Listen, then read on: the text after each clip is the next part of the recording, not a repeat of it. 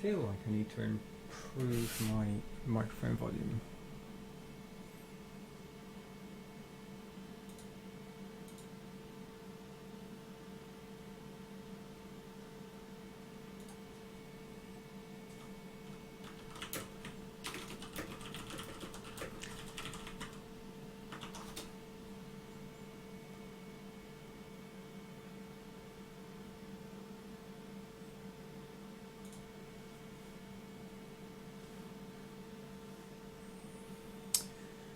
Now, how does one do this these days?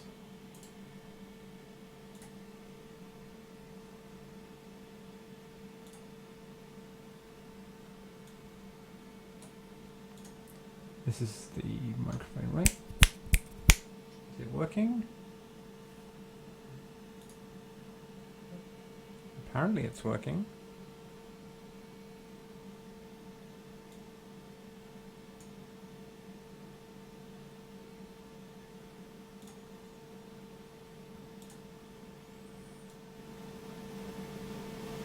Try that. Hopefully that'll be better than last time. I was very quiet when I watched back briefly on my stream. I'll put the mic a bit closer to me. Hopefully my computer won't take off and cause too much noise.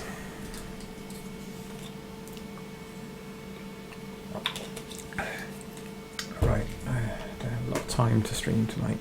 It's quite late. But I was catching up on my Handmade hero, very important. Task for today, if I recall,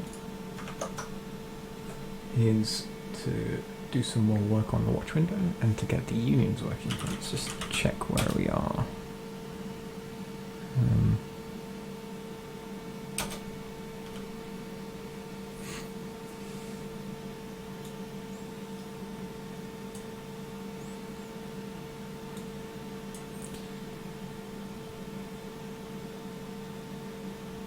So enums seem to be working.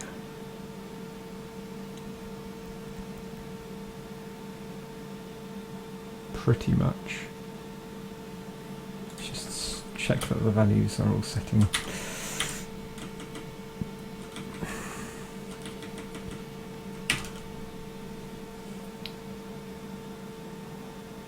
Yep. Okay, that looks good. It's time to move on to unions, I think. Just quickly check. Long log. Check the log to make sure. Yeah.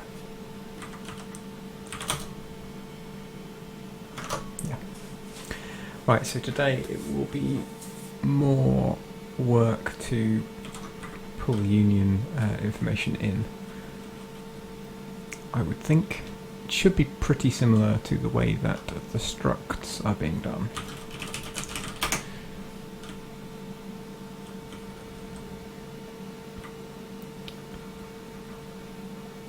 So I don't think I have any mention of unions in here. No.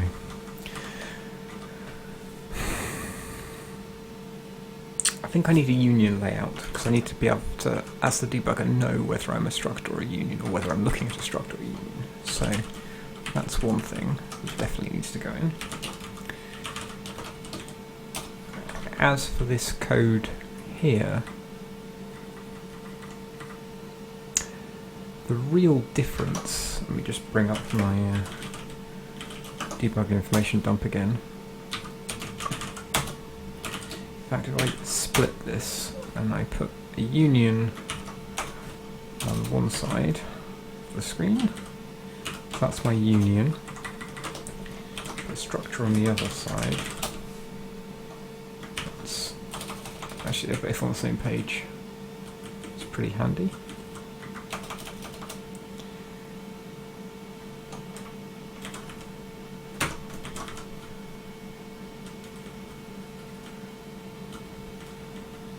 Nevertheless, I'm just going to stick that one up there and that one alongside it. By me. There we go. So the first difference is this one has 3 members and this one has 2. They've both got member tags, they both have decor file lines and types. The difference with the union is it doesn't have a member location, because all of the members of a union are going to be located at offset 0, because they're supposed to overlay each other. That's how unions work.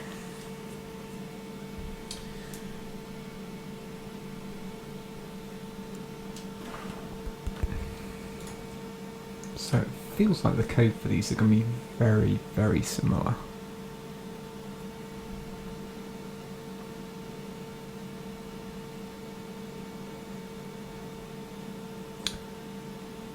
Yeah. Okay. So one thing to think about is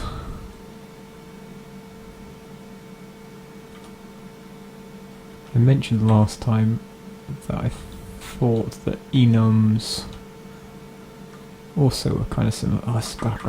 Graphical glitches seems to be getting worse. Sometimes the screen doesn't redraw.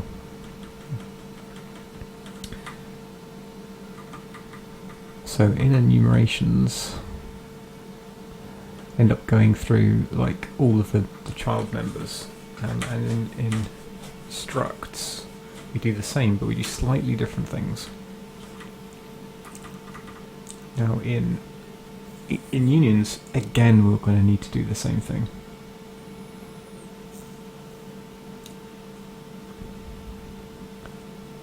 The only difference being we're kind of going to ignore this offset part.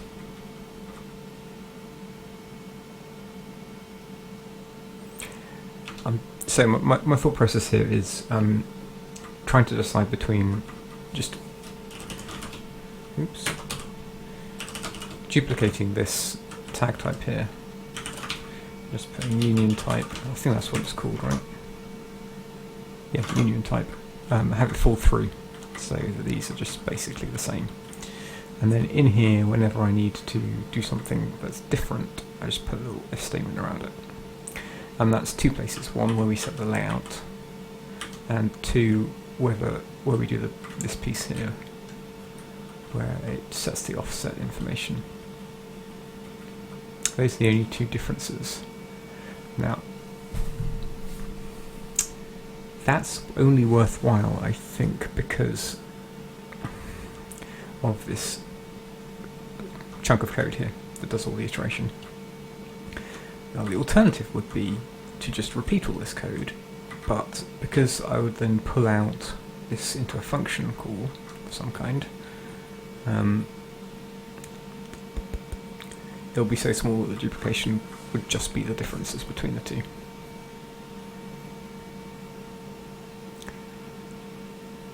So the other thing to think about is whether, well, now I have a struct here.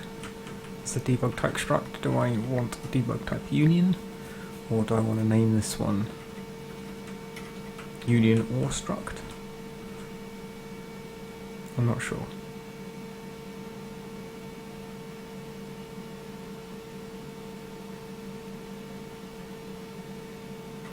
I could just duplicate this and just call it union, but actually it's still just a struct. So it would have this extra offset field that was no good, didn't do anything. Or, well, it was always 0 perhaps. And I'm not sure. I could just call this struct or union, which is a bit long.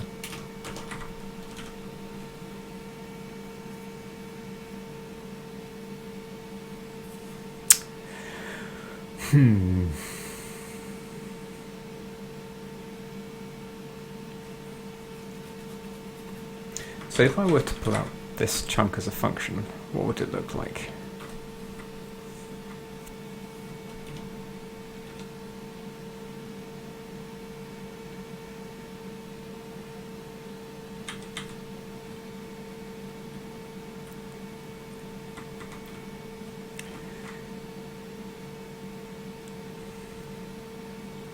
It would need to take in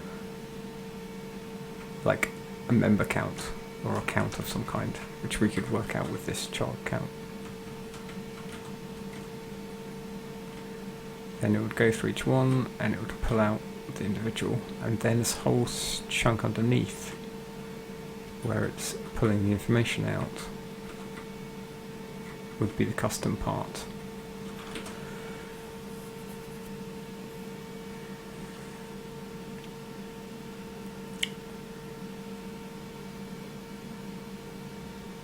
So customizing that would involve a callback probably, or it would. The other possibility is that you would just repeatedly call this the function you create, and each time it would give you back a DIE. Right, so you do like a start, begin enumerating children.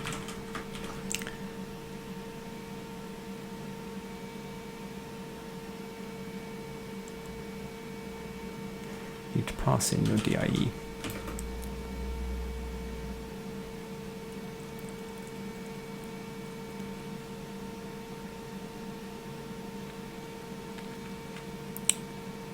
Is that what you need? Need to be some kind of, yeah, I think that's what you'd need, and then you'll get back some kind of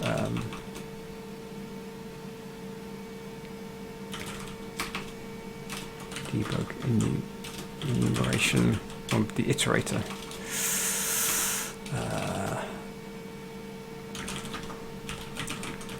It's a die iterator.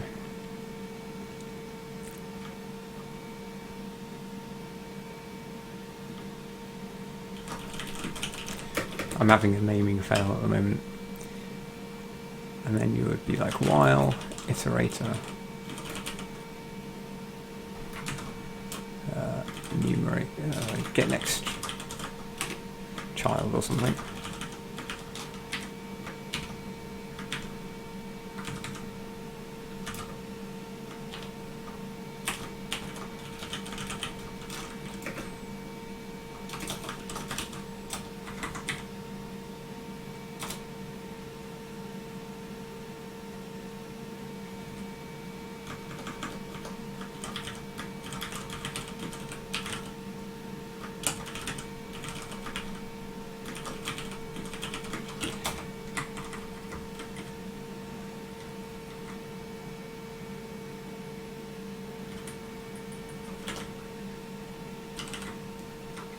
You still have this here. It's going to allocate the memory, and then you could still do this check here, right?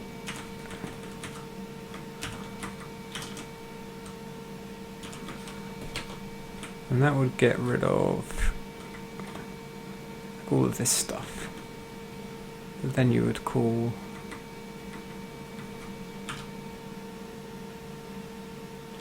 this part here. That would go inside this block.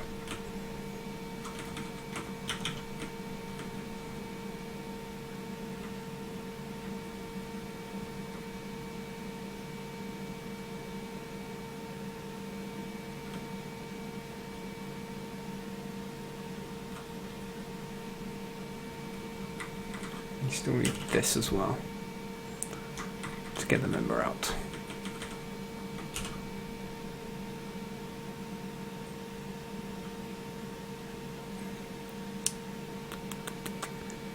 I wonder if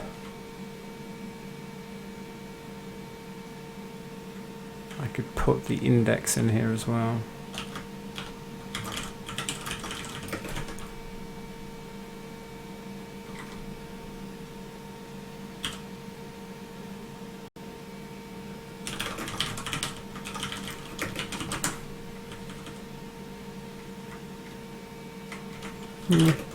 Doesn't seem worth it. Let's do that instead, since you already have to declare it. So that would make it slightly shorter. It's not as much shorter as I was hoping for, honestly. Now, this end enumerating children bit may not be necessary, because I don't think there'll be any memory to free or any deallocating to do. So this line maybe could go.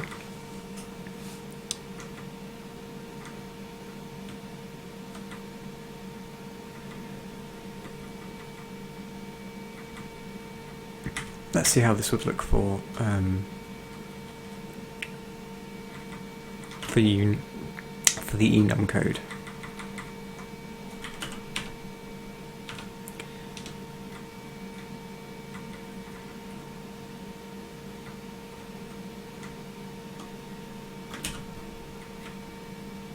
So we've done that bit. The result enum. Member count, value count.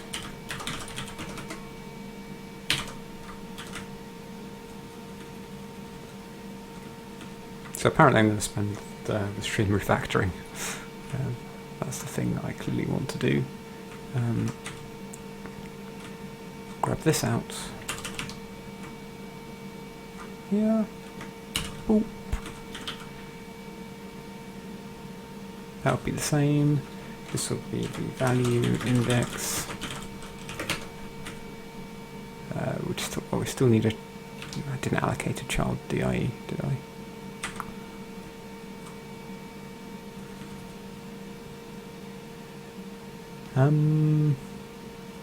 So that would need to go here as well, which is a dwarf die, child die.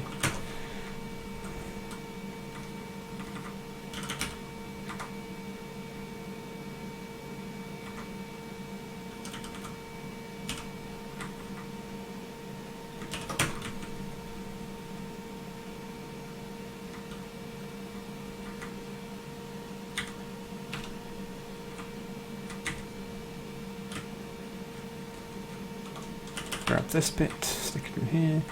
I'm not sure if this is worth it.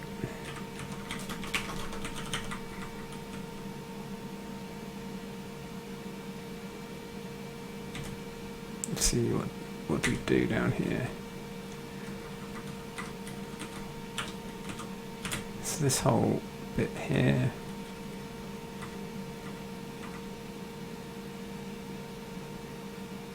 Would need to go in.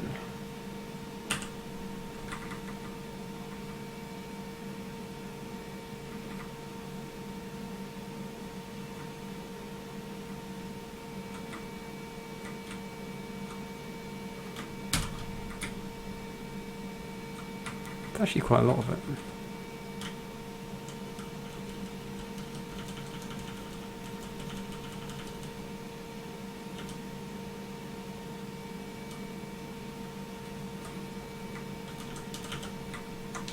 So that's what enum would look like.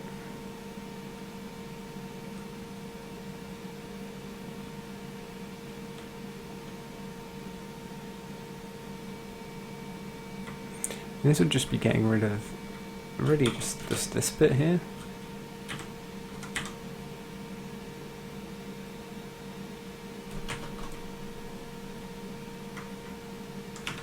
So I'm not convinced by that actually.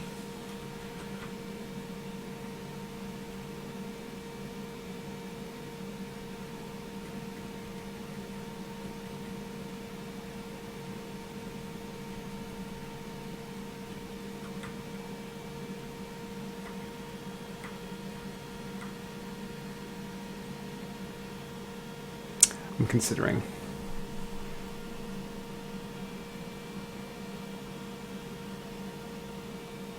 So this is introducing this abstraction here, just really for, it's really just saving us this. It really doesn't seem worth it. So I'm gonna, like say, let's not pull it out.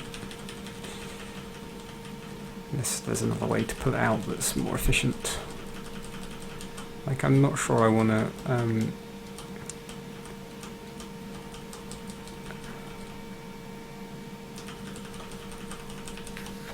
Yeah, I'm not sure I want to do it the other ways I'm suggesting, like you have like a function pointer you pass in, and the function pointer contains the extra code, because again, you're only saving a small amount of code. So I'm just going to go ahead and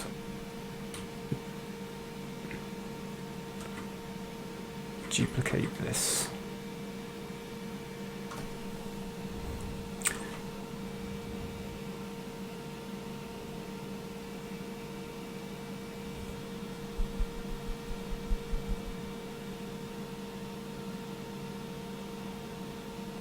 I'm still considering whether it's worth having this whole separate thing for unions.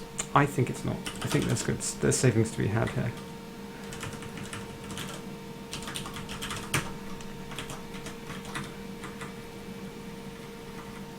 I am going to cheat. I am going to say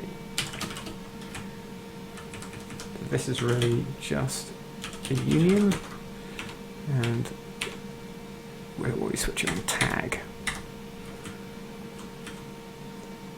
And that here we can say like tag equals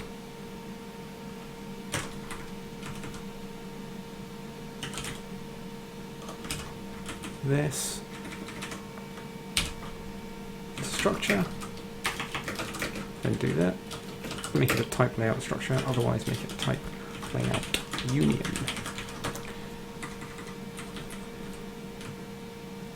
Now we can still do this. I'll leave a note here.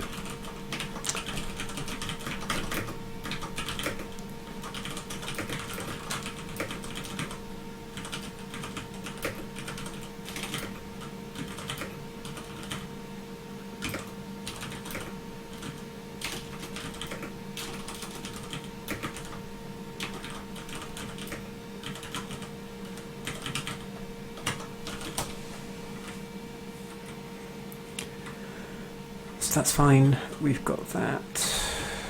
Member count, we go through the members, we pull out the name, and if we get to here, say if tag equals DW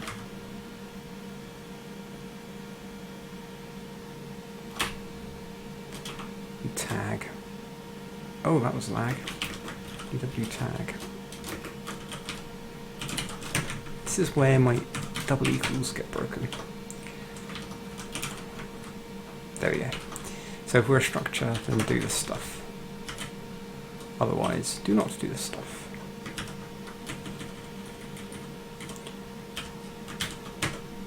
I think we clear to 0, so that means that all the offsets should be 0, which is what we want.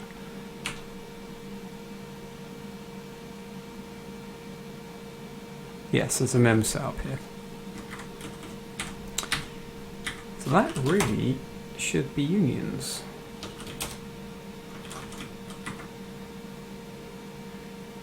I'm kind of tempted just to not even bother with that as well.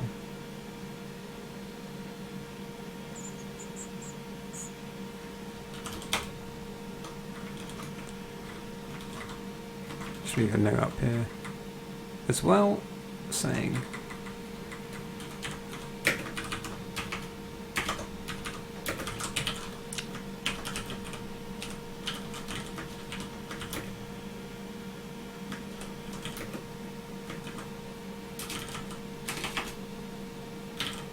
debug type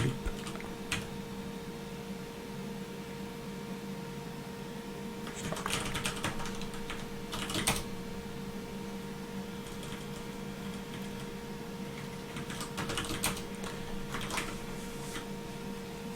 That may come back to bite me. So that is unions. I guess I should check that they work. Still need to implement them in the actual watch window itself as well. So where we've got struct in here,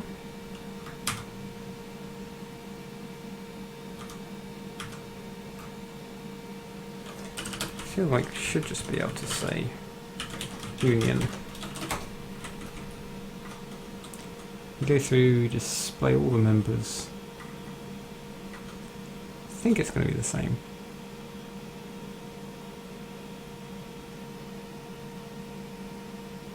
Let's give that a go. I'm pretty sure that's going to be fine.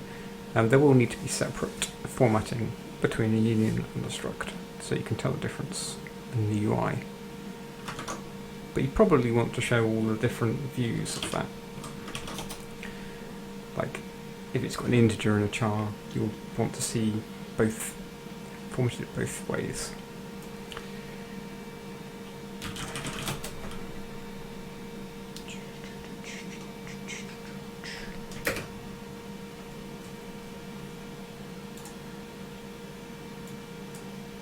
Can't maximise. Oh, you can maximise. There we go. I think. Come on. Why are my keys not working? Oh, it's weird.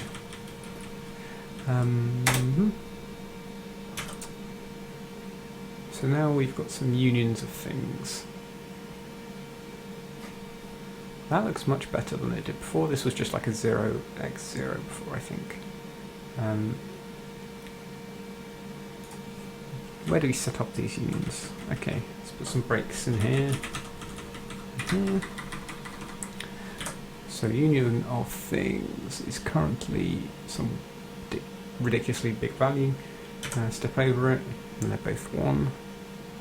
And then our pointer, probably not interesting because it's a pointer, and we don't follow it. Our array of unions has got everything equal to 0.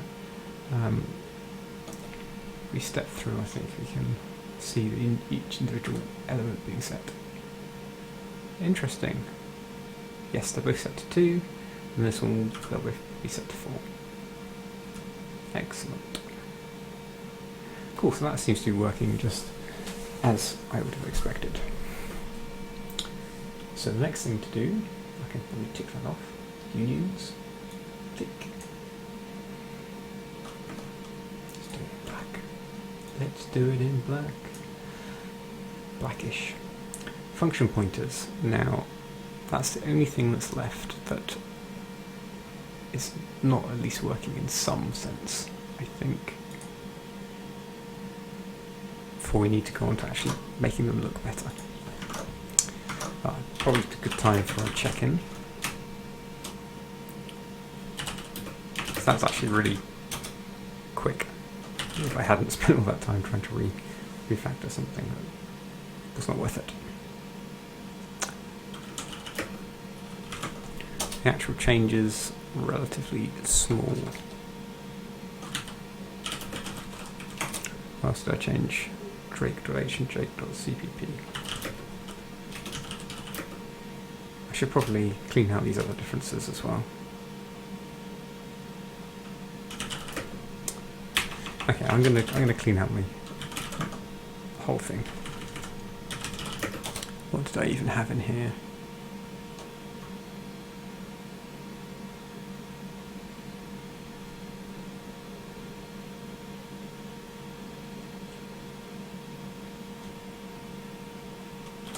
I'm not convinced any of those changes are any good, actually. So I'm going to do a git checkout of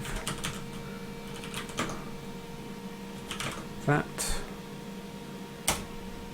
And what did I do on the other one? So that was some old code that I don't think I care about anymore anyway. This one was kind of useful, I guess, so I'm gonna commit that one.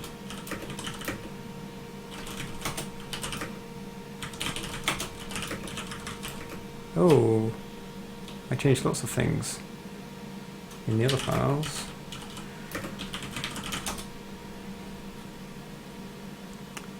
Inspect scoped variables. Read line number information. These are my kind of debugger backend tests, I think. Yeah, they're fine.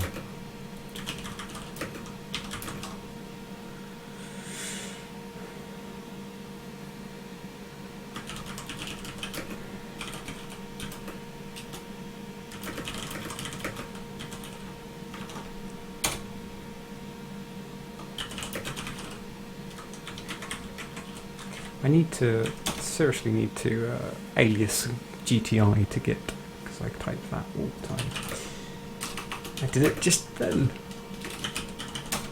right after saying it.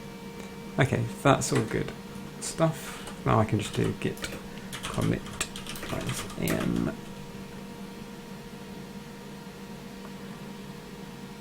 implement unions in watch window.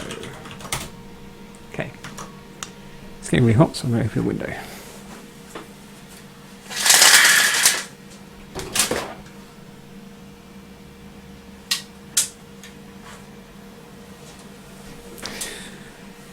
So I don't forget to close the window again. I'm just going to leave the blind open. Oh, dear. Niblo is still going and is annotating. Good job, man. Okay, so function pointers.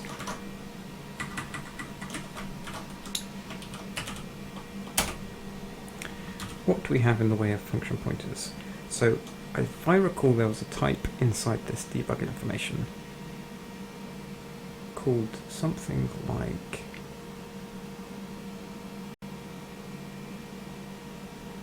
subprogram, subroutine, something like that. Okay, so that is the name for a function, because this is the main function.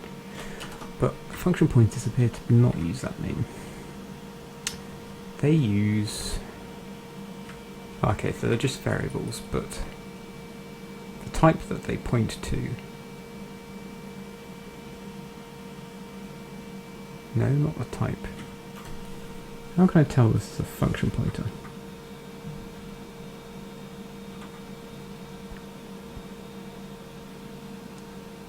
It says it's external.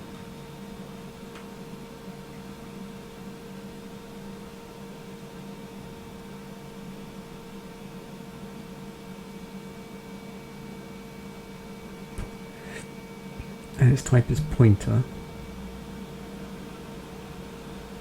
And that points to 20e. That is just subroutine. Okay, subroutine. So they use subprogram in one bit and subroutine in another bit. Fine. Okay. I kind of want to have these open at the same time, so I'm going to open that up in here. In fact, do I have this buffer already open? I do not. Okay.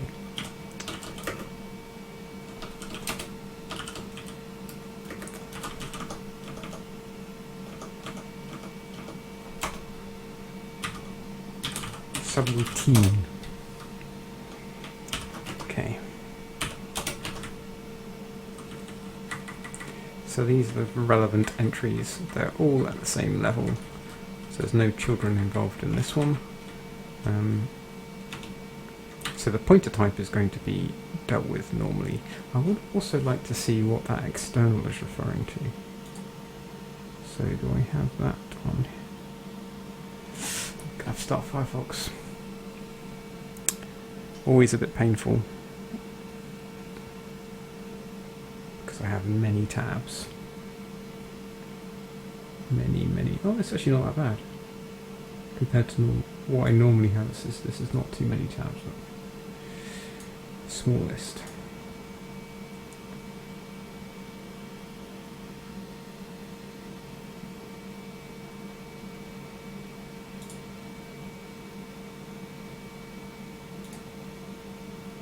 I must have had a clean up because I normally have like thousands of tabs open. Okay. We are looking for AT external. Elemental, encoding, ending, extension, external. External subroutine. I have a feeling it's an external variable, so get me every time. DWARF debugging information. Get me every time. Why do you always have all these links that go to page 1? That's not helpful.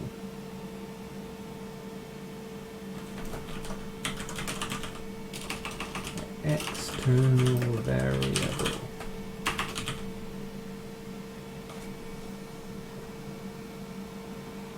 this is where you should have linked to.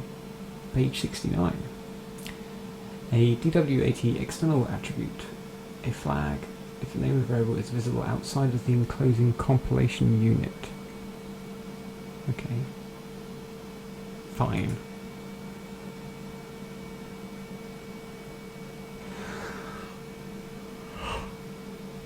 It's because I did declare it as static in the program, I think.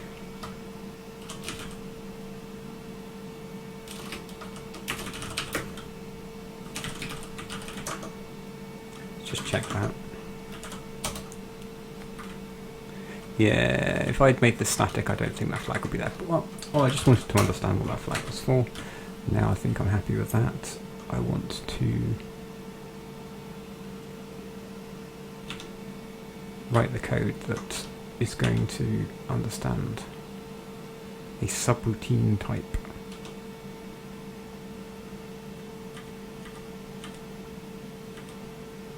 Now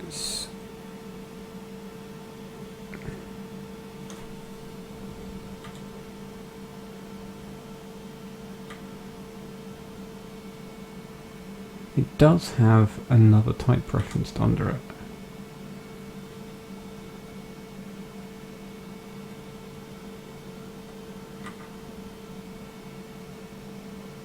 So in that sense,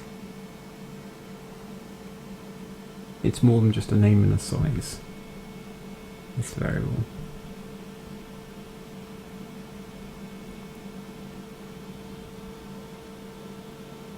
In fact, this doesn't declare a size. Ah, but it's a pointer, so that's actually fine, because the pointer has size, and functions are always going to be referred to through a pointer. So the only reason to care about this subroutine type is to be able to print the type name out.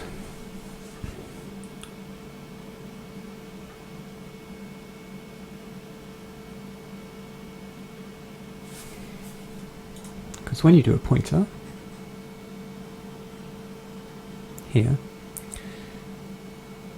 it's going to call get type info on the thing it's pointing to, which will be this subroutine.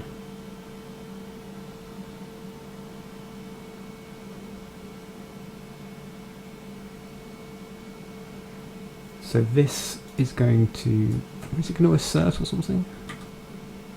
No, it doesn't assert. It's just going to return what? What is it going to return?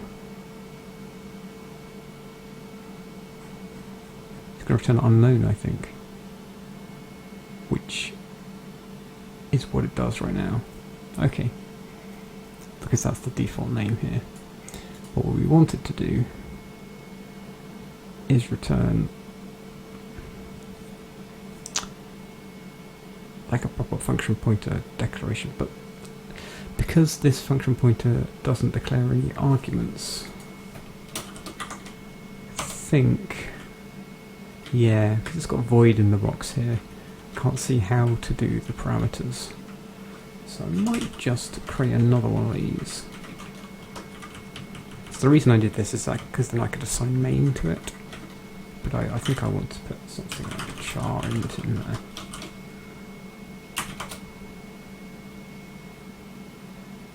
Let's compile that up.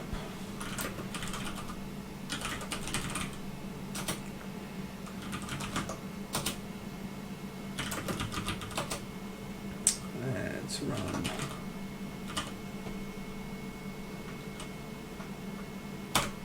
The dump program again. So I should update this. Let's load the file back up. And now, if I close this down, we should be able to find fn2. The type of fn2 is pointer, and the pointer points to 22D. 22D is what? This one? Ah, so this one has some children. the formal parameters. Okay, so the formal parameters are declared as children. That makes a lot of sense, and they just have pointers to types. Awesome. So now I think I know what I need to do here.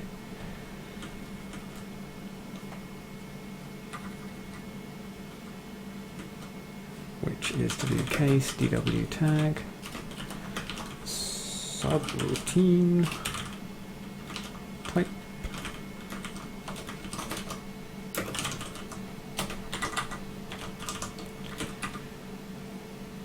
Okay. So the primary thing I'll be doing is setting the name. Is there anything else I need to do? I don't think so, because you don't need to care about the size. So it's just about taking these types and working them into the name.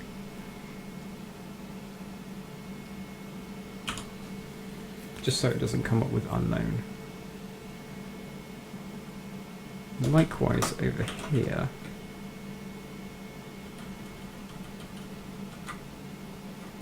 So I think one of the problems that I had was that we weren't getting any value on the right hand side of the equals when you were looking at a pointer. Surely it should have at least been 0.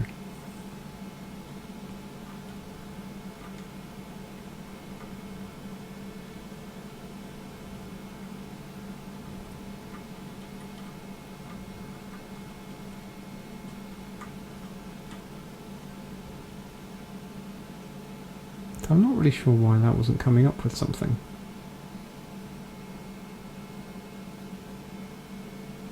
Just have a quick look, because I don't think they've recompiled. We should just be able to run. But how am I going? Oh.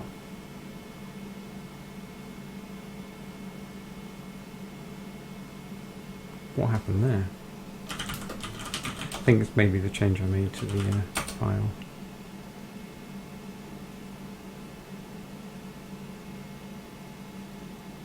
Huh?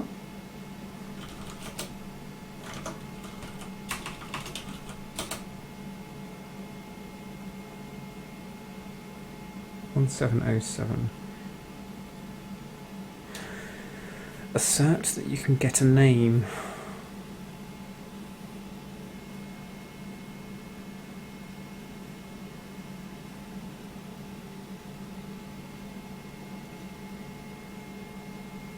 Binary file 1707. Okay.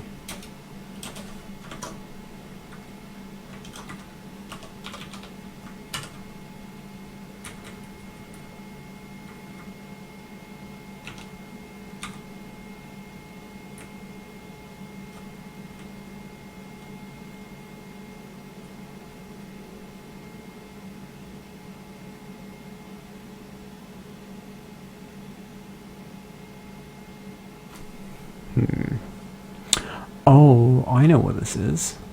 This is totally to do with this problem. This is just looking for any variable or formal parameter it can find.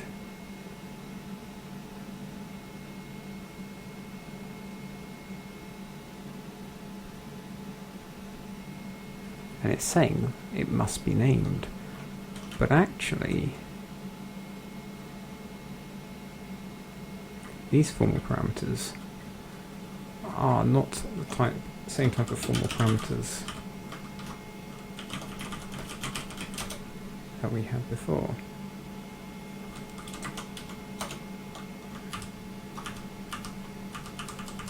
Oh.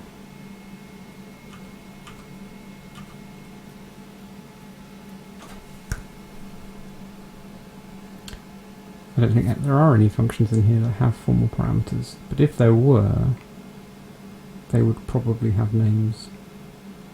Now, maybe this is just a case, because I need to fix this anyway, I might as well fix it now.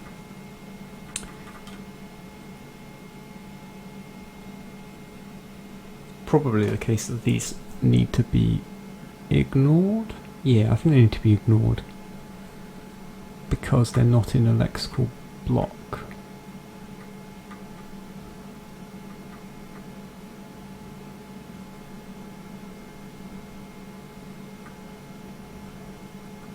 I'm not sure this code knows about that stuff though. So it's got a parent scope, but I think the parent scope is the last lexical block that we were in.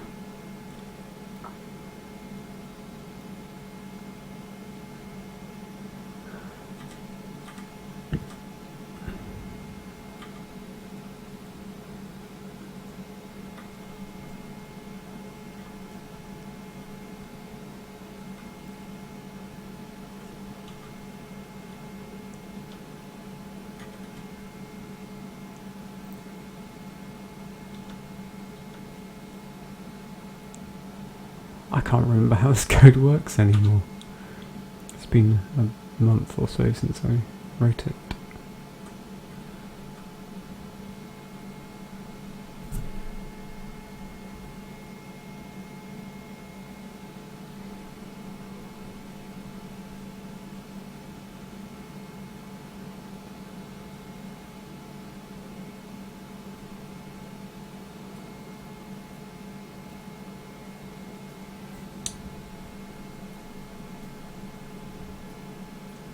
Where are we? I think the Debug stream is about to end. Is that correct? Maybe.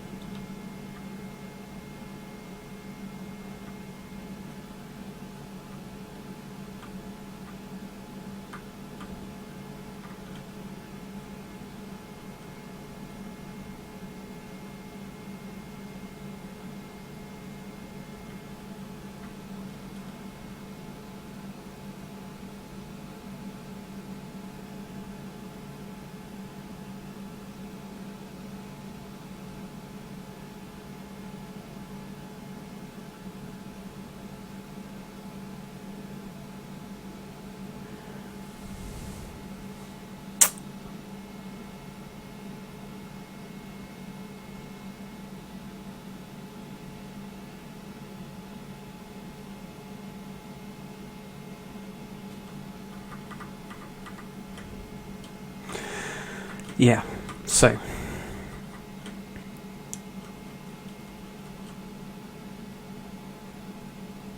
we call into visit. Is that right? What calls visit? Here we are. Right.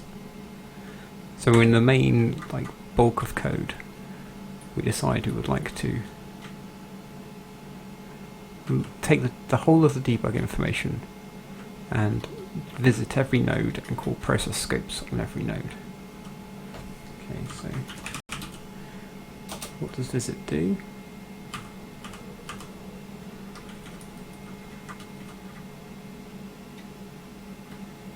It calls visit underscore, but it passes in this 0 as an extra argument. And that 0 is the debug scope, I think. Fourth argument. 1, 2, 3, 4. Yeah, so there's no. New is parent scope. 1, 2, 3, 4. Yes, it's the parent scope.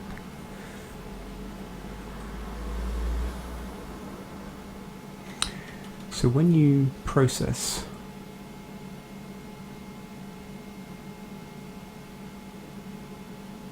you send in to this process scopes the debug info.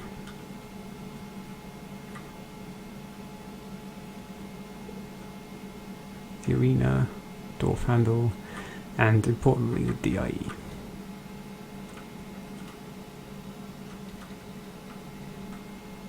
Okay. Just want to quickly check something.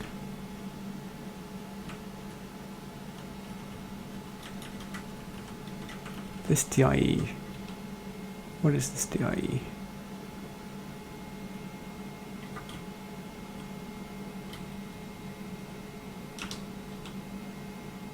I think it's just the start of the system.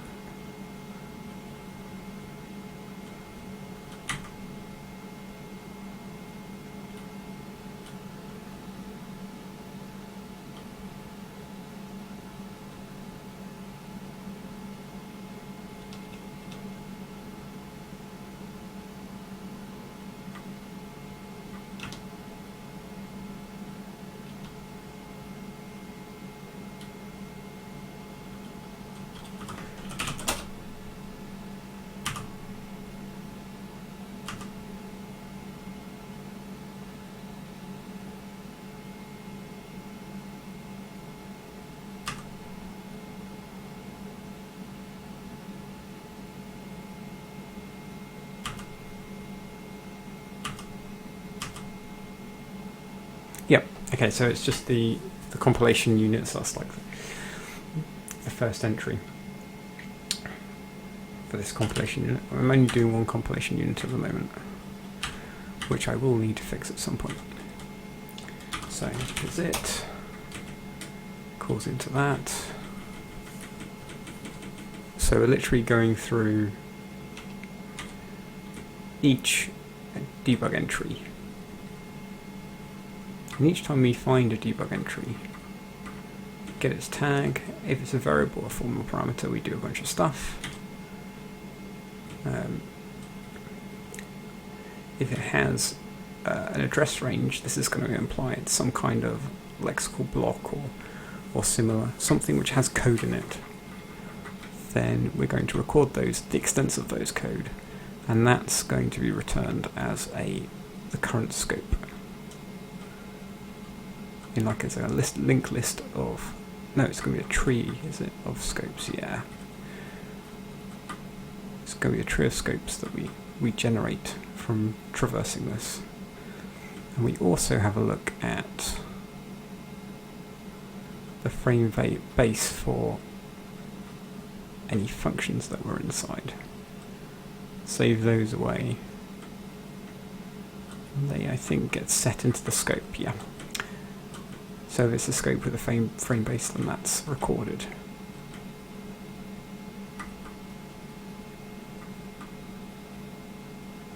So not all scopes are going to have frame bases.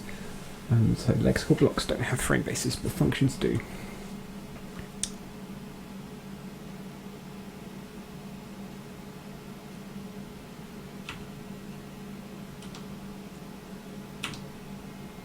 You need the frame based kind of as a starting point to work out where the variable locations are.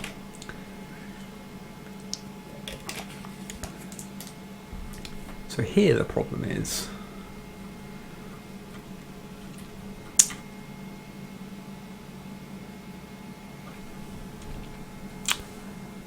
that we're not inside a scope at all at this point, I would say. I don't know if I actually... do I pop scopes off when we come out of them? Must do.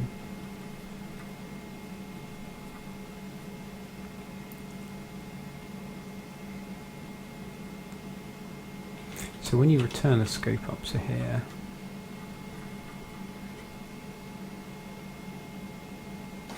we'll be recursing through this tree.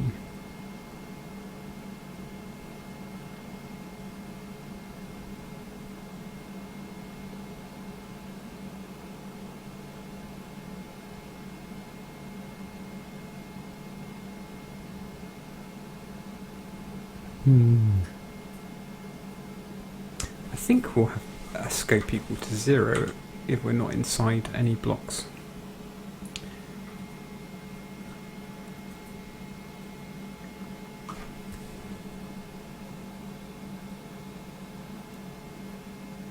Is that correct?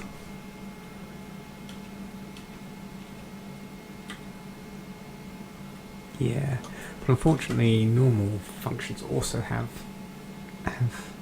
no scope defined yet. Because you're actually... No, is that true? No, because formal parameters were children of a subprogram, so... No, we should have a scope at this point. So, but these variables don't have to have a scope, do they? Because they can be outside of any functions, just if they're global variables. In fact, isn't there going to be something in here which determines whether these are globals? Do I record that fact?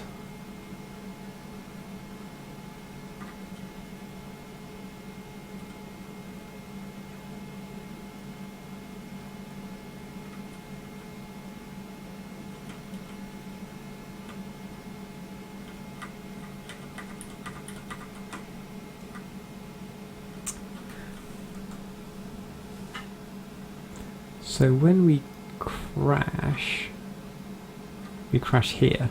But I think actually, if we didn't crash there, we would have crashed down here. Is that true? Is that true?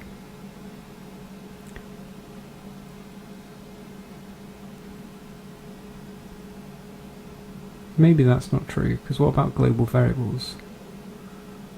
They're not going to be in a scope at all.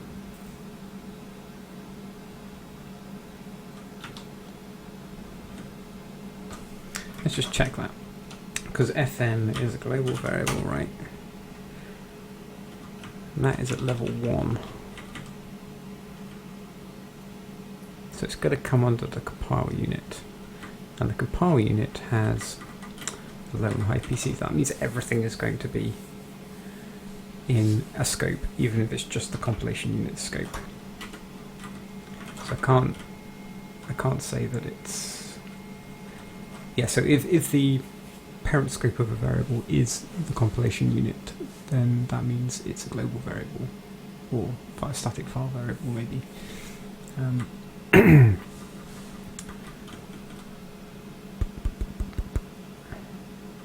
But if it's a formal parameter,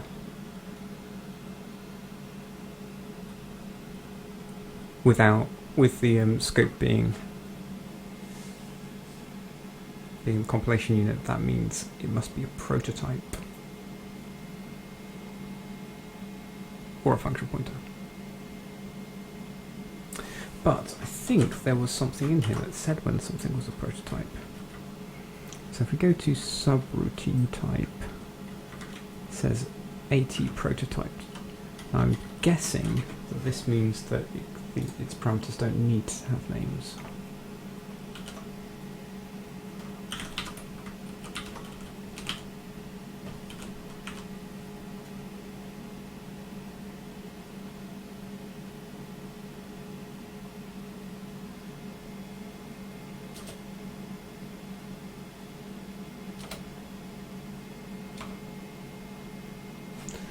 Chances this links to the right place.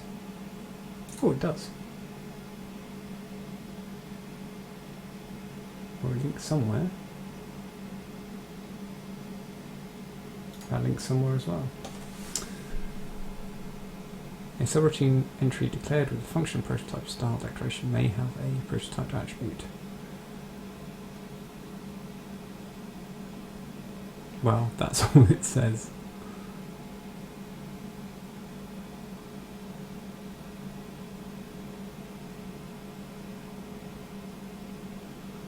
So even subroutines don't have to have names either, which kind of makes sense, right, if you're not in C.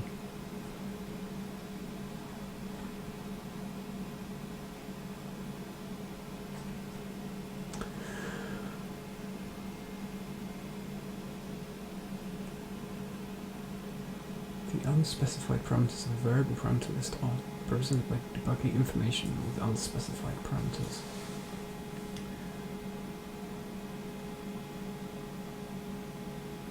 Parameter has a type attribute. So this is the case that we have dealt with, but it doesn't say a formal parameter needs to have a name.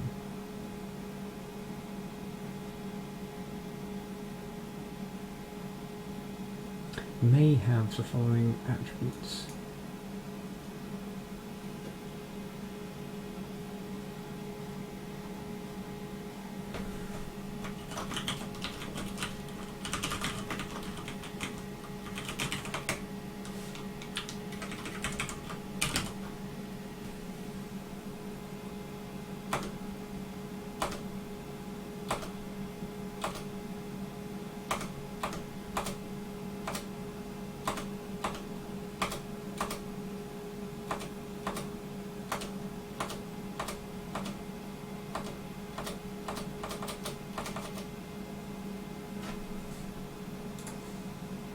Is that the only place it's defined?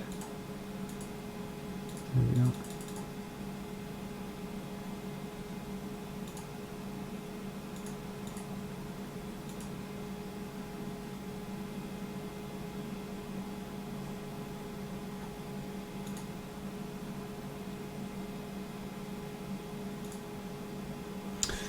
Okay, there were a bunch of examples there of things without names.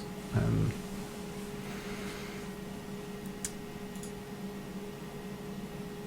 think what I want to do here to fix this is just to put the name anonymous in there if there's no name. So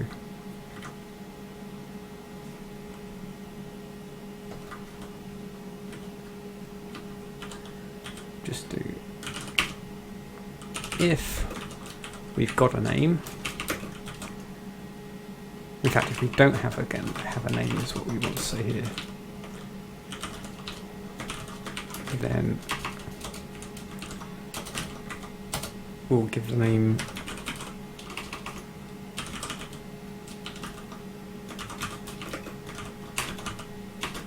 anonymous. That's fine.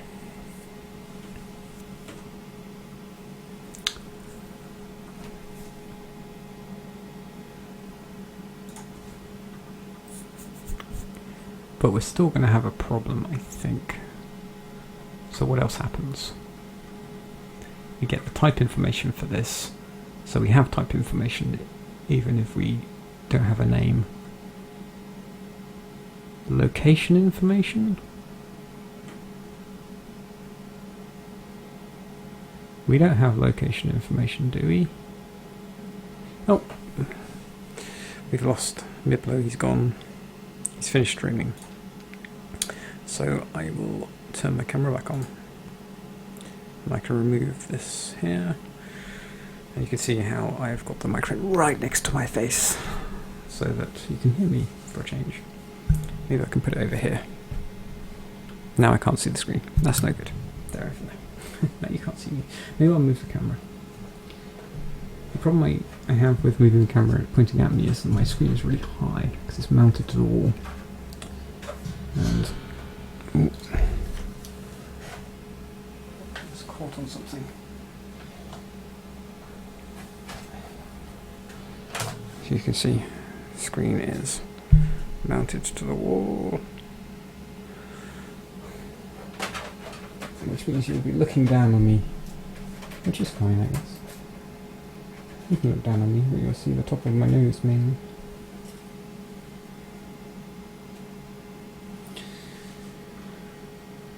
Right, so yeah. We don't have a location information, so this is going to assert. And we don't want that. Who'd clean up the mess?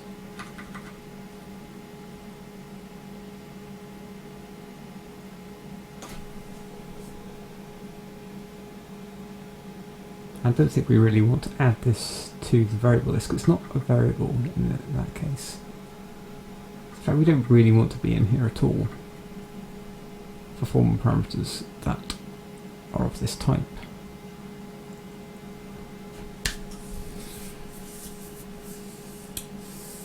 What I really want to say is if we're part of, if this formal parameter is part of a prototyped subroutine type, then we should just ignore it entirely.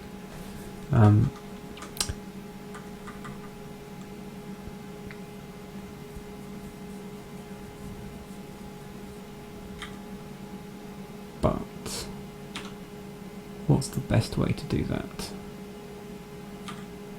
We could detect that when there's a prototype function, we could just like not descend. Is that a way to do it?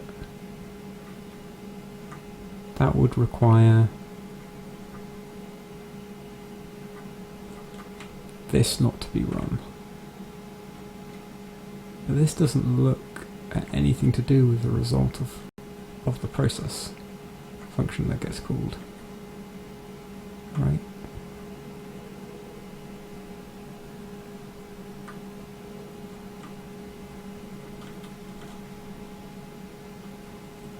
And the result of the scope.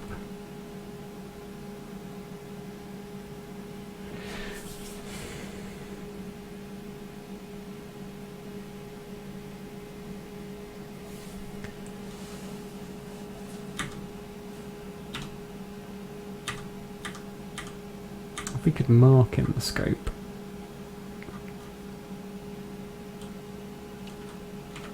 So we're just returning 0 here for the scope pointer. What if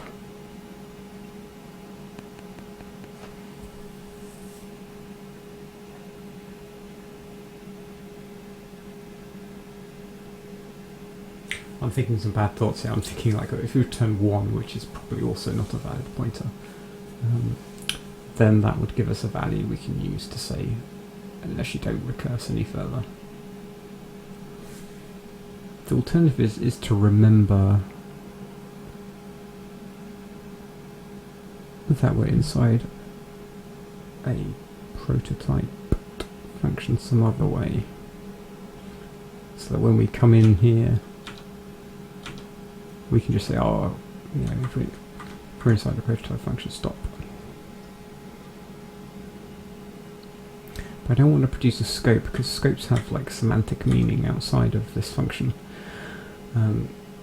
They're used to show the borders around the variables in the watch window.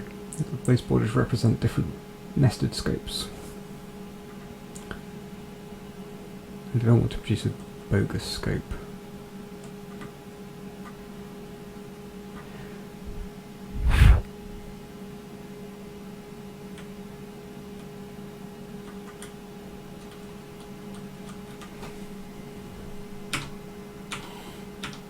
Right, I'm just going to go for it. We need a solution. I can't just sit here thinking all day. So what I'm going to do is say, if we have a tag, if the tag equals DW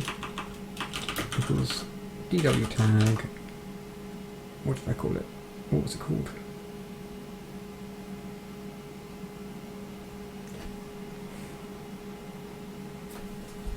Now we've got the problem that prototype is a flag, it's not a tag, and there's multiple things probably that could be prototyped. Let's just go for this for now, and I'll write a note. So if it's subroutine type, so I have a feeling that subprogram type might also be, or subprogram might also be a thing that can be prototyped. But if we're in here and we say, in fact,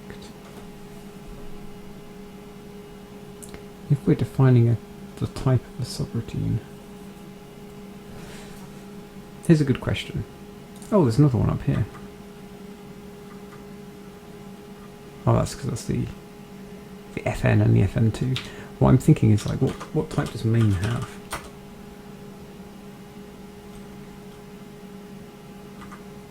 This says it's prototyped as well. Oh, that's not good, because that's going to be a problem. So I'll rely on that to be my distinguisher.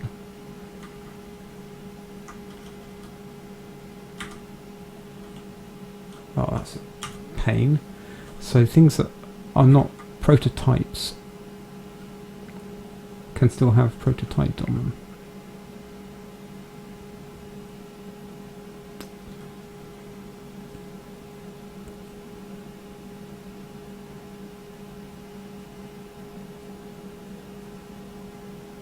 I kind of want to put an actual procedures prototype or function prototype in there to see what it comes up with.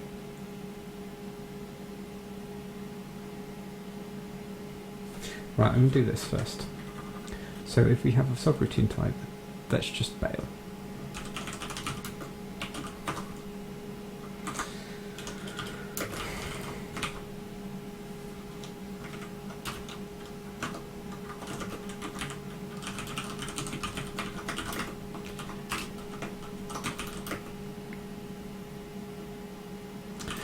So we do not recurse down to formal parameters of subroutine types not real local variables.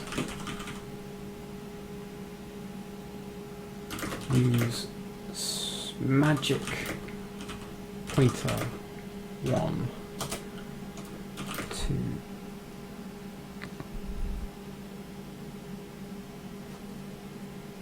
words failing me.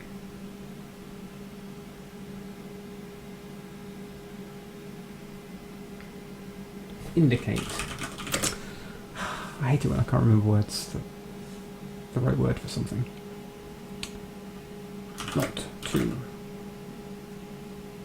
visit children of this node.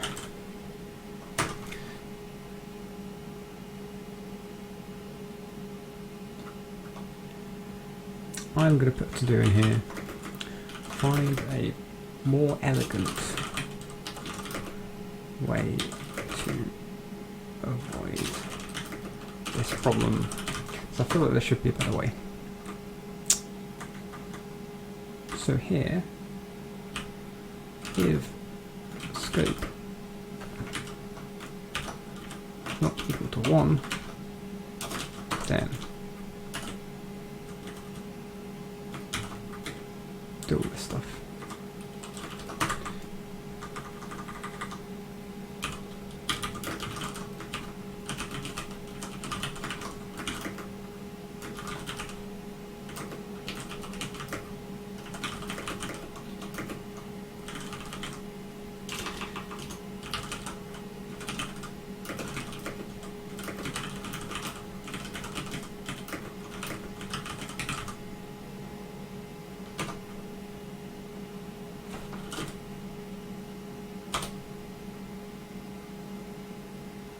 That feels fine.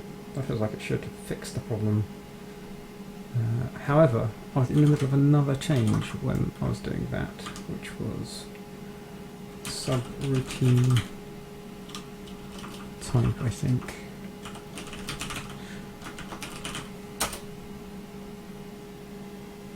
Hang on a minute.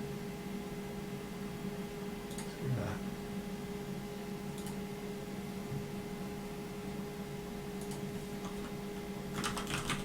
Hey, Amiblo.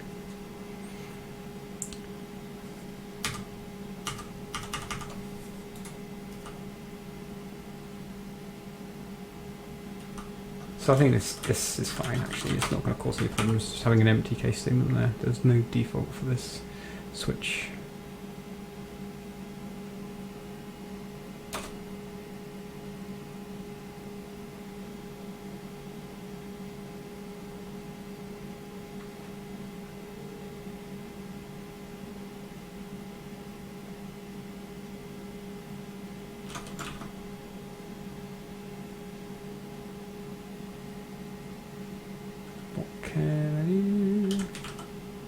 Debug scope star.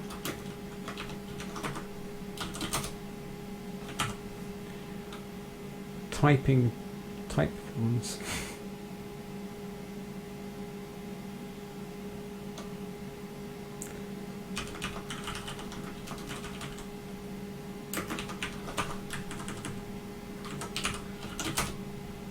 Yeah, this does not feel nice. Conversions here are C++, I love you. Okay, what we got? This compile seems to be going slower than normal.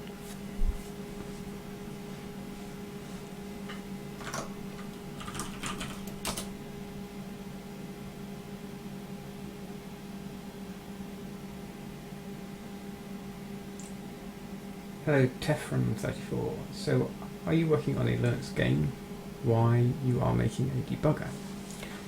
I'm not currently working on a Linux game, although I might work on a Linux game at some point. I'm working on a debugger because I was interested in debuggers, and Casey of Handmade Hero was interested in seeing a good debugger on Linux, and I was interested in understanding why debuggers are not good. And I wanted to take the step beyond what probably a lot of debuggers do, which is not to use GDB to do the debugging now. I've since seen that LLDB does improve on a lot of the problems that GDB had. Whether or not it solves the problems that debuggers have on Linux, I'm not 100% sure, but it does seem a lot better. I have used it a little bit at work. And there's many things which are improvements. What is wrong with GDB? Well, GDB just used on the command line, well, that's not very user-friendly for doing many things. It actually is pretty powerful, like you can do lots of things, but front ends that use GDB have to negotiate the interface, which is textual parsing based. And I feel like a lot of the features are not being used, and that to use them might actually be quite slow, and some of the problems I feel like are stem from the way that you interact with GDB as a front end.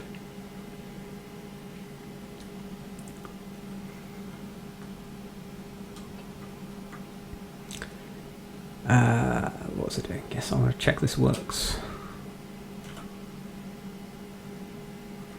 Now, those function pointers are still coming up with nothing on the right hand side rather than a 0 or something. I'm not sure. That's what I want to check. That's why I wanted to start the debug. I wanted to check, is it really putting like literally nothing out? And the answer is yes, it is. But what I do not understand is why it's putting literally nothing out. Surely it should be 0.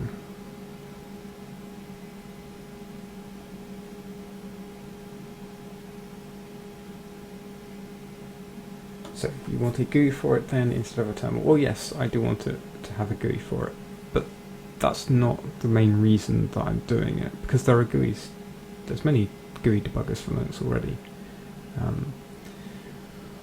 The reason I started doing it was really to understand a little bit more about the debugger and how it worked internally, because I've used debuggers a lot, primarily not for debugging live code. I've done a lot of debugging with core files and post-mortem debugging, you might call it, with GDB and other command line debuggers primarily.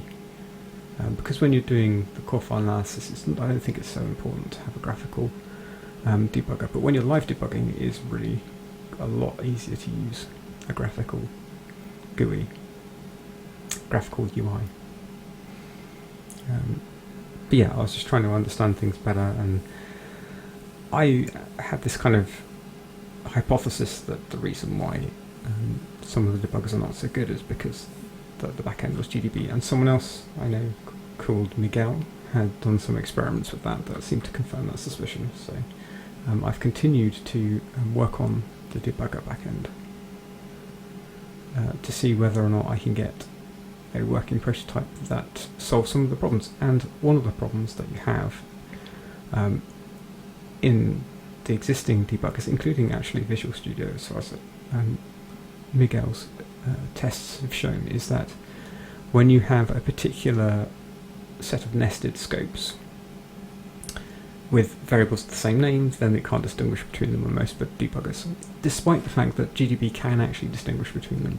Most of the front ends, as in all the ones that Deepinter tried, Miguel, sorry, tried, didn't distinguish between them properly.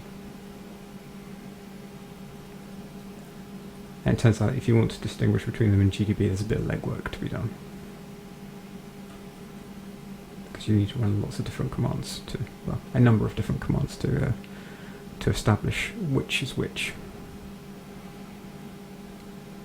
But I've already solved that problem with this debugger, but you can't really see it on this example. Right, I think that's everything I wanted to do in here. Oh, I think it's nearly time for Handmade Hero.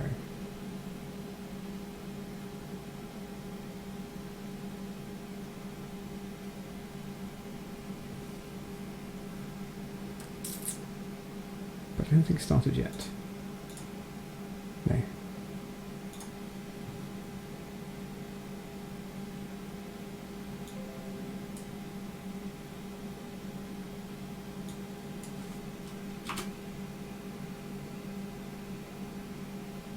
Yeah, there's a lot of interesting things you can do with the GDB command line,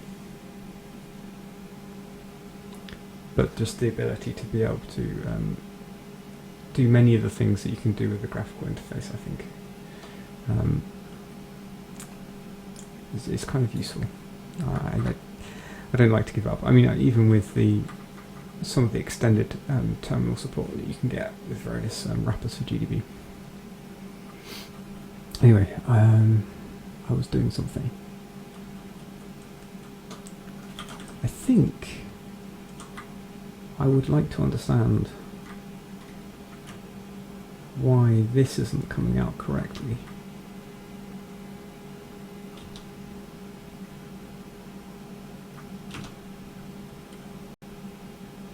Format to variable value.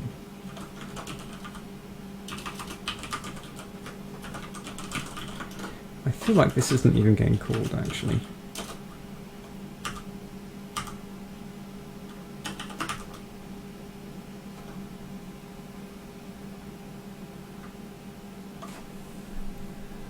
Oh, interesting. I think the problem is probably here.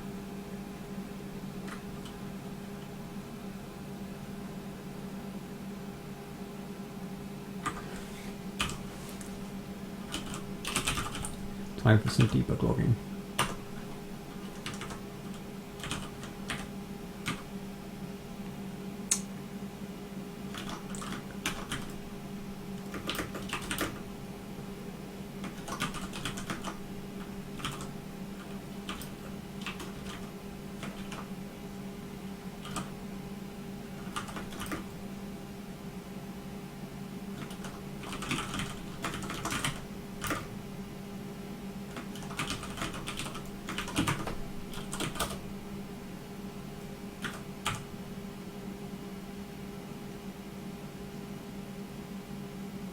So it's going to be pretty futile putting the information that I was going to be putting in.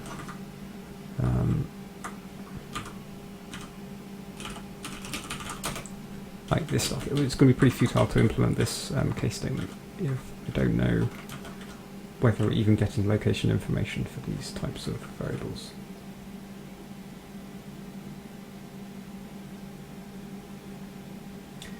Insofar as I've switched to using CGGB. Yeah, that's the one of the ones that I've tried, and it was an improvement. I've also tried just using GDB's layout features, which allow you to show the code that you're stepping through, but I found I couldn't work out in just using that layout feature how to get the arrow keys to retrieve previous commands, which I use all the time working. And there was a bunch of things that just stopped working as soon as I went to that layout, but CGDB was decent. I don't think I have installed it on this machine though. But I think I'm just going to run this.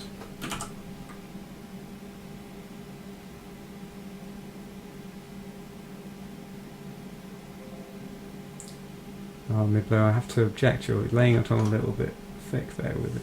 Master of nothing.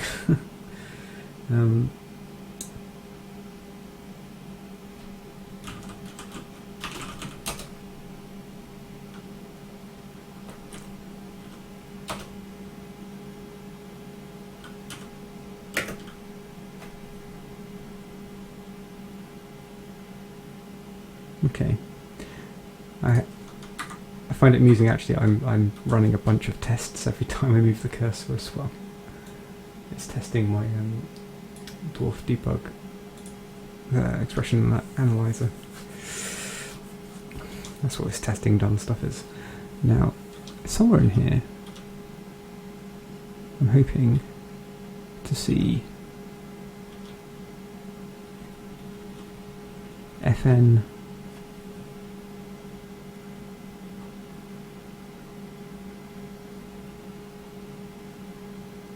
Can you see it? I can't see it.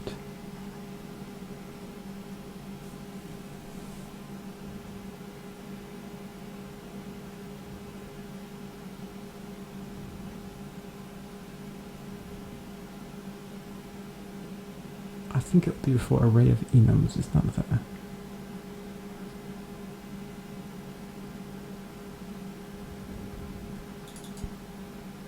No.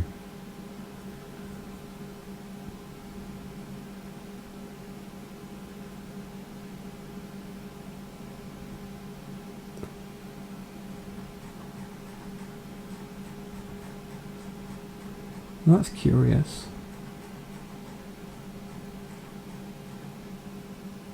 They're definitely in scope.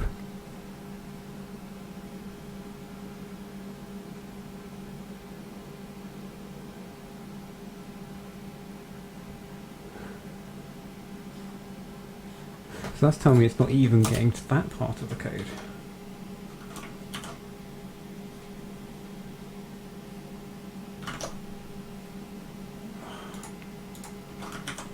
Why aren't I running Linux? That's this. Why is everything broken?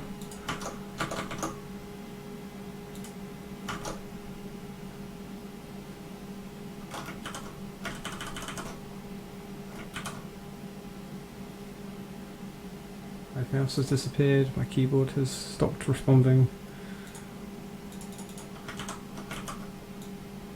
Oops, that's not what I wanted to do.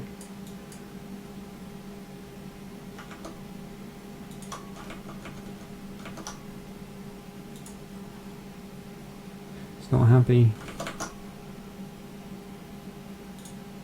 There we go. That's why. For some reason the OpenGL window gets stuck on top. I'm not sure why.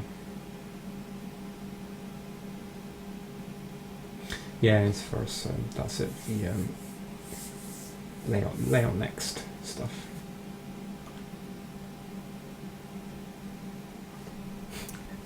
All round good egg.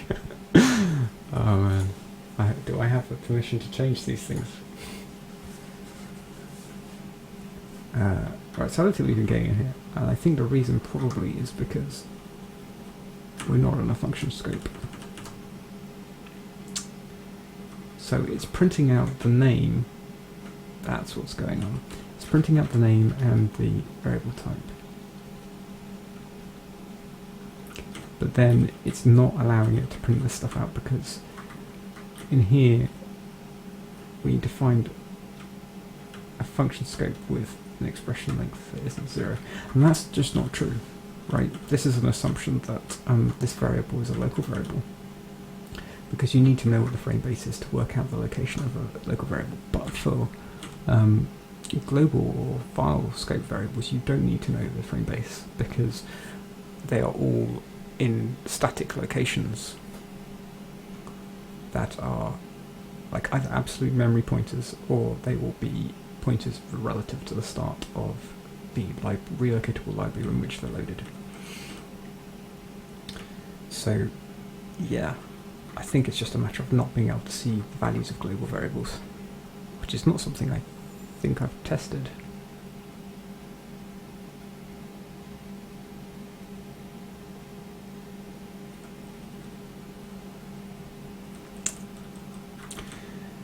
So what does this mean?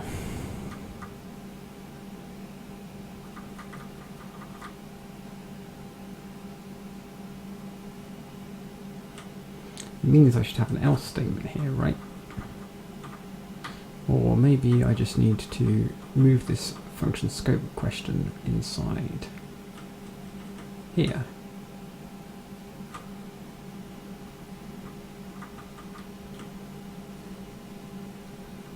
Evaluate location expression. Get CFA. So CFA is a call frame address. You're not going to need that either. You probably don't need the registers, but you can still get them. Oh no, you just in case. No, you're probably not going to need them.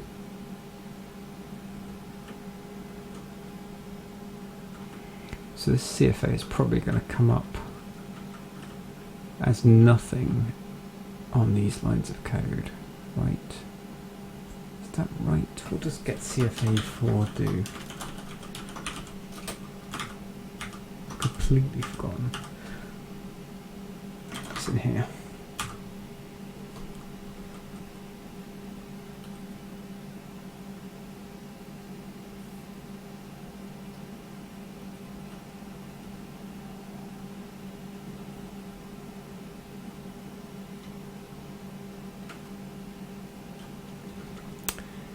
So this is going to expect you to be asking for a CFA for an instruction pointer,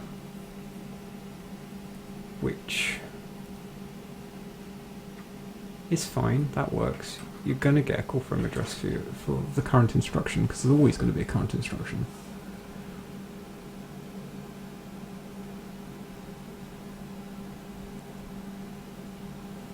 But if you don't assert there's a function scope, you might be in foreign code, where you don't know what the CFA information is about. Is that true? I'm feeling this assert might fire. This assert might fire. Do we still not have Handmade Hero? Is it not on at the normal time today? Oh no, it is. Crap, I'm missing it. Oh well. I'll watch it tomorrow. Anyway, I should probably just go to bed.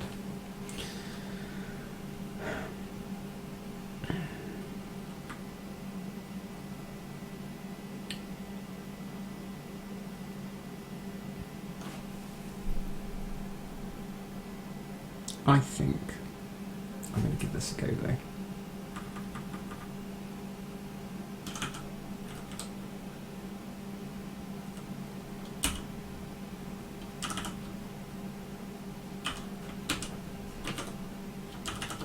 Can we get the CFA if we're in function scope?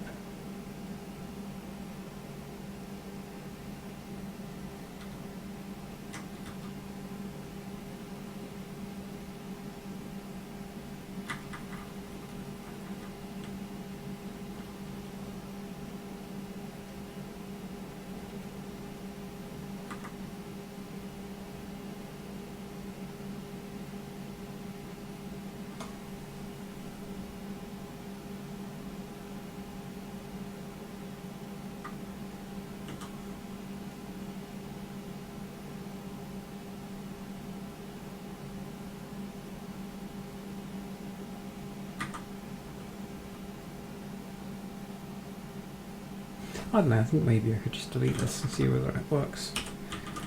I think some asserts might fire, that's all.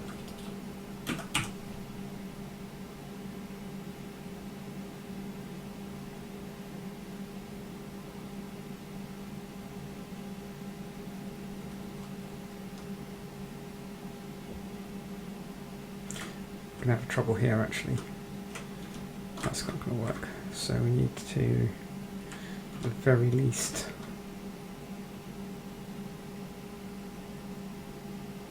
set the frame base. Do we need the function scope for anything else? Is it just the frame base? It's just the frame base, so really what we want here is not the function scope. It's the frame base.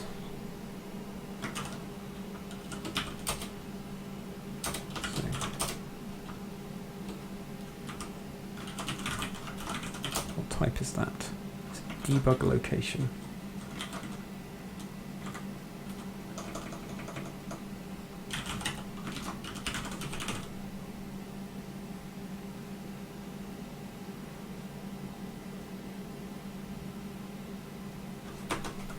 What's debug location look like? It's an expression length and an expression.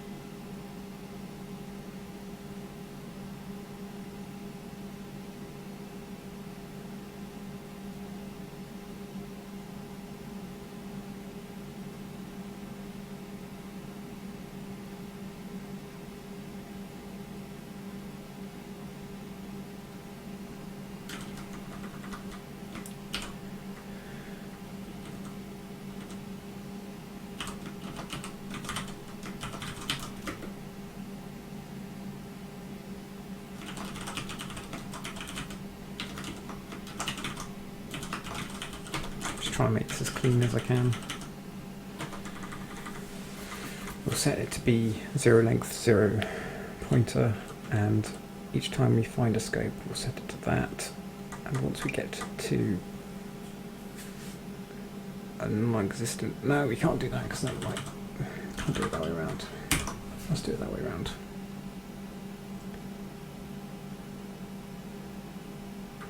So either frame base is going to have a non-zero length. Then we bail out. It's fine.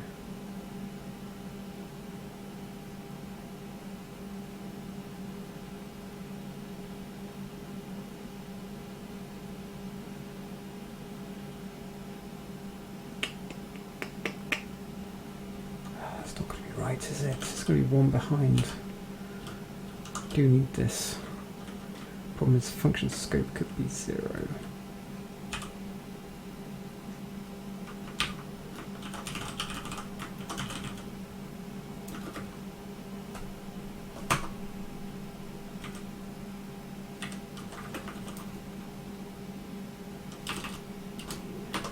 No.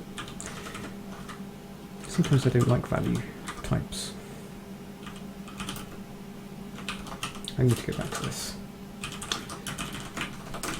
Fine, whatever.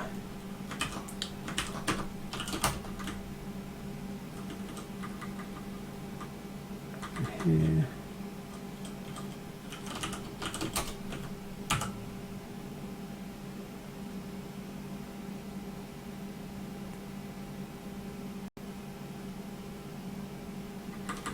That feels good. So hopefully we'll get 0 coming out on these things now. No. No.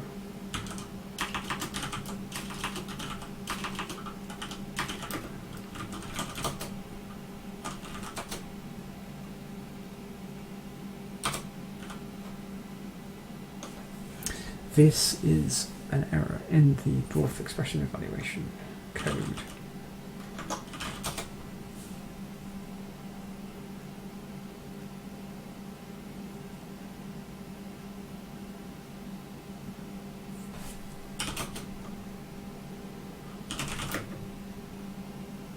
Huh?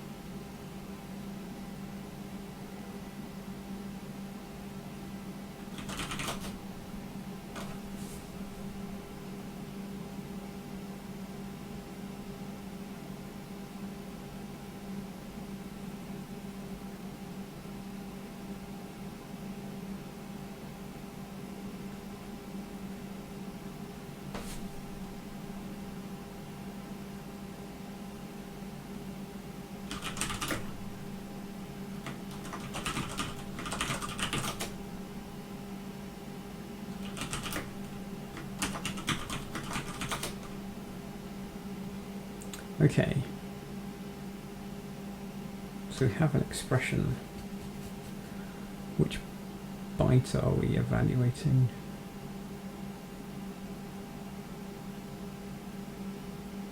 I think this is just doing something dumb. I can live with that.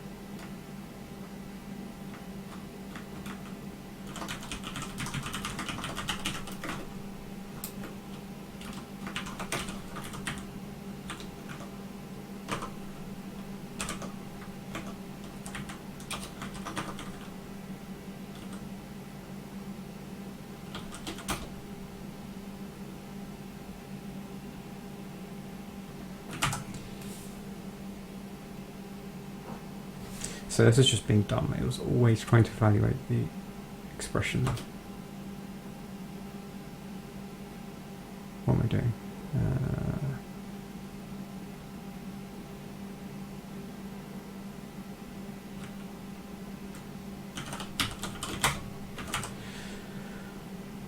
That's better.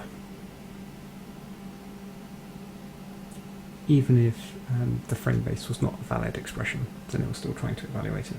That's because I'd always been passing a valid expression in. Whereas now I'm not. Okay, that's what I wanted. So it was successfully able to evaluate the location expressions for these global variables, or these, yeah, they were global variables, because it didn't need the frame base to do that. It would have asserted if it had tried to get the frame base, but the frame base was not set. At least let's just go check if that's true. So frame base should be 0 if it's not set, I think. How do we get the registers? We get it by doing debugger read registers. And what does debugger read registers do? Hey Miblo, shouldn't you be watching Handmade Hero?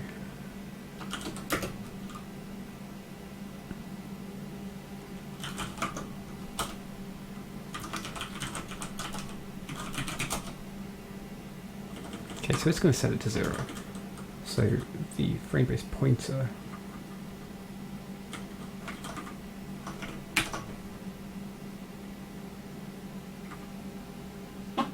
is going to be 0, which means when we evaluate the dwarf expression,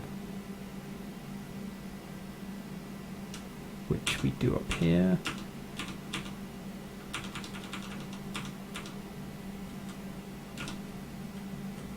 frame base register,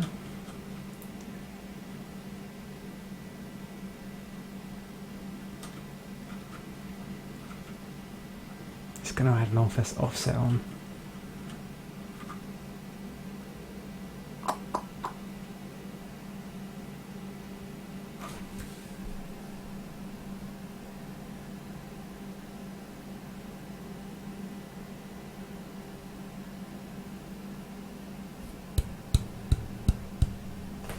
There is no assert in this, it should not be an assert, but I'm going to add one, so this comment becomes accurate.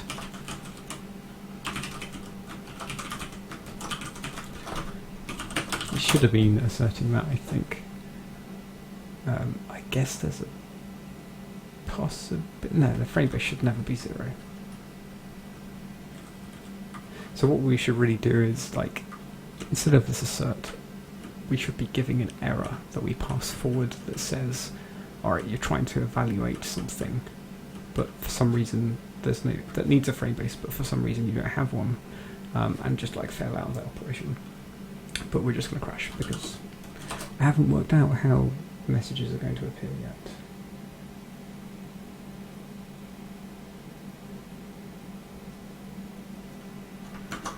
So yeah, that's all working.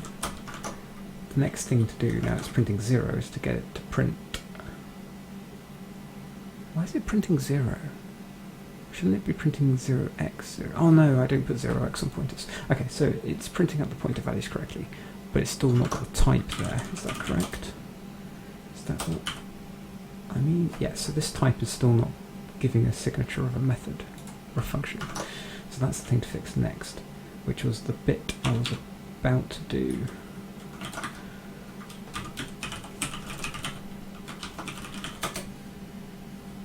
I said I wasn't going to stream for very long. I'm already streaming for an hour longer than I should have done. Okay. I should probably leave this. But I'm not going to.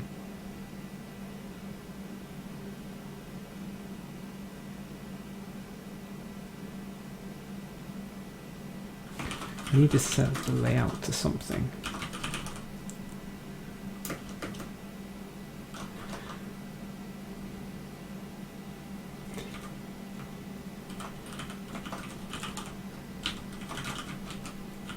I'm not sure whether this type out scalar is right, so I'm going to write a little to do here.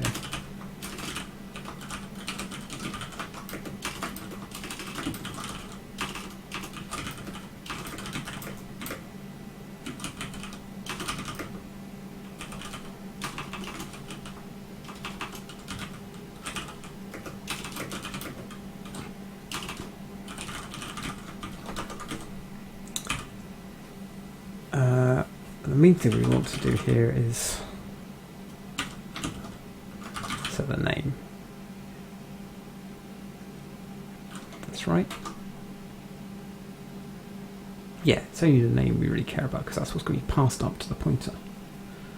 And we need to construct that from the types. So we need the return type of the subroutine.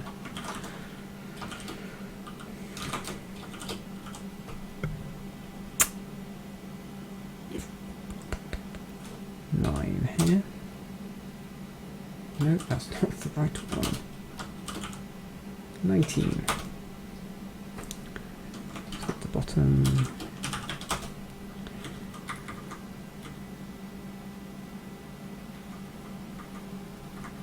That's this bit here.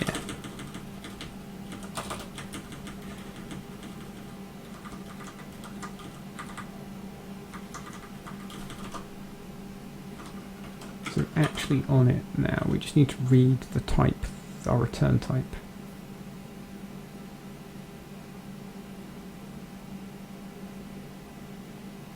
I could probably do something here.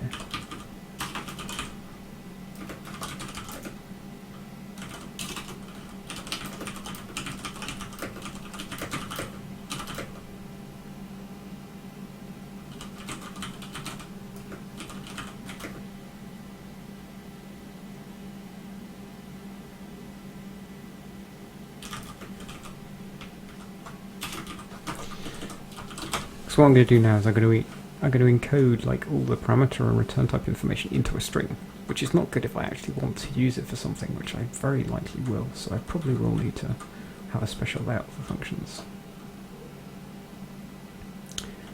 But that I will leave to another day. So we'll need to get the return type.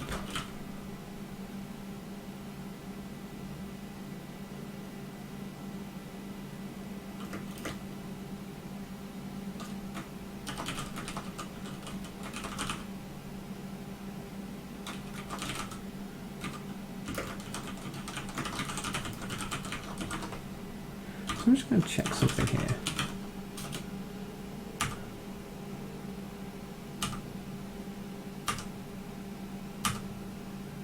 I think this is indeed the first time I'm going to get type info for something, and I want to throw it away afterwards. So I might need some temporary memory here, because I'm going to leak this because I'm not storing it anywhere but locally.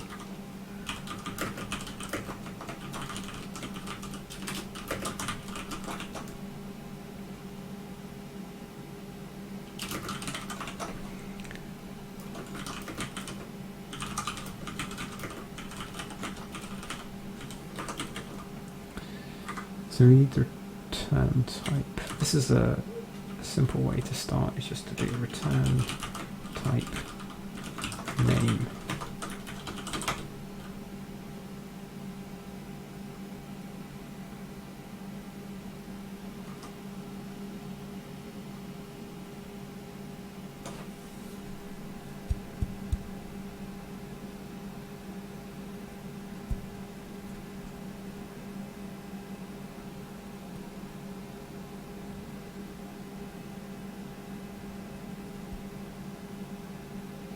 Going to need to at least make some indication this is a function.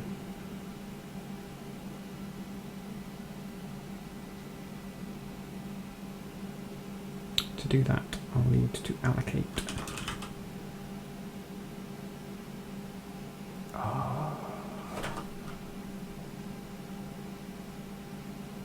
that's annoying. This is going to make temporary memory a bit more difficult to use, because I'm using the same arena here to give me a char array.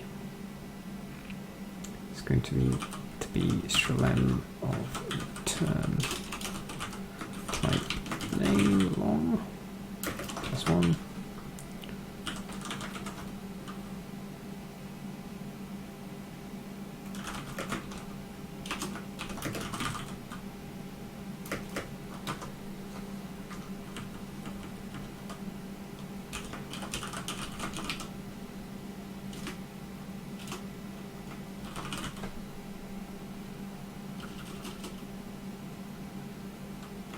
Yeah, function type name is that.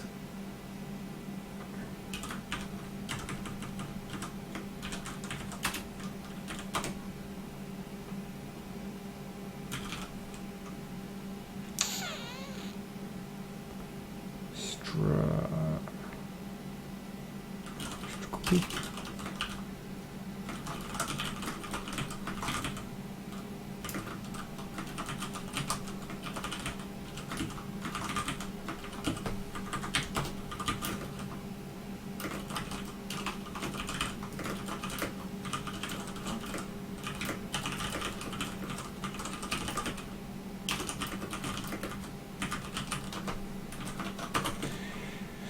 Just need to remember not to forget that I need to do something special with that. So now I've copied that in, I can do like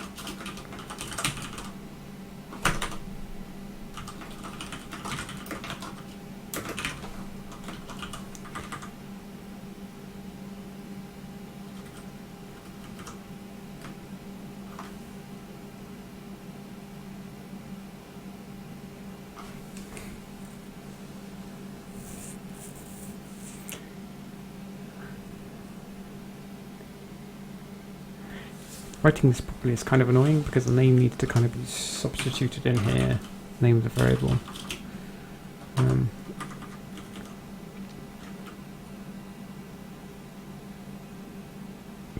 And the star is going to be tacked onto the end by the pointer bit. I think I'm just going to do that. So that's 4 more bytes to add on here.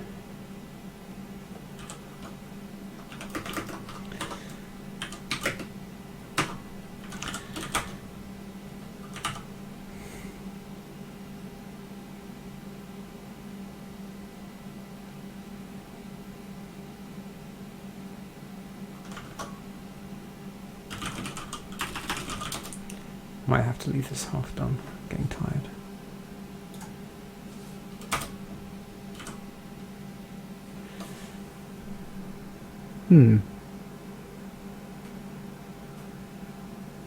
I think that I just am so tired that I forgot to actually set this to function value. Yes.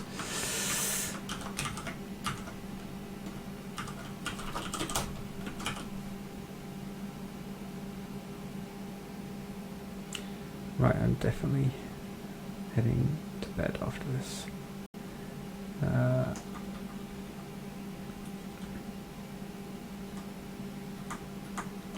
I know what to do.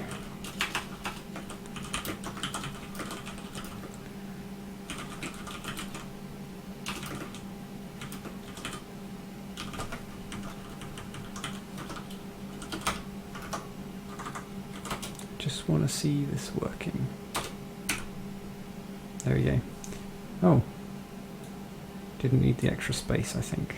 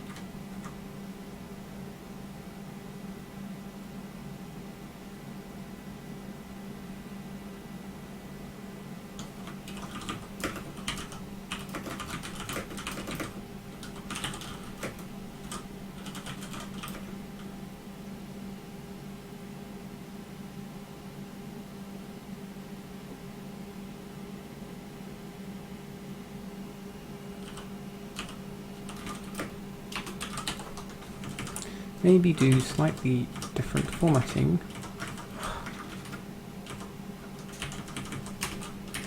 for a function pointer. Just gonna leave that in there because I think I can put in there something that, like, instead of doing like int blah star function 2, which is kind of like a weird way of putting it, like, so obviously the real way of doing it is like what you'll see in code is like this. Does that look exactly what it looks like in the code?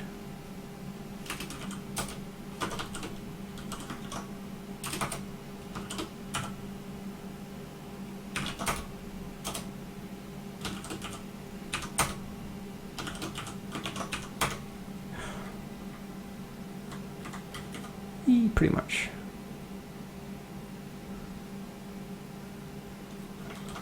So that's what it should look like, but because I've got the type separate from the name, this is what it's coming out right now like. But what I could improve it to be is something like this. Maybe that would be better. And then you'd have like the arguments here as well, which in the case of function 2 would be like char int. I feel like that is an improvement over,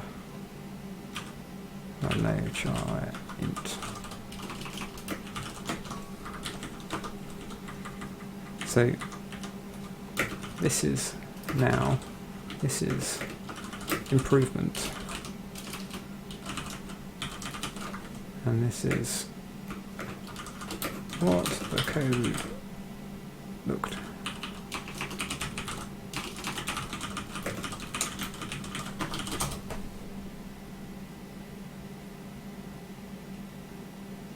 Yeah, so I'll work on that next time. We've already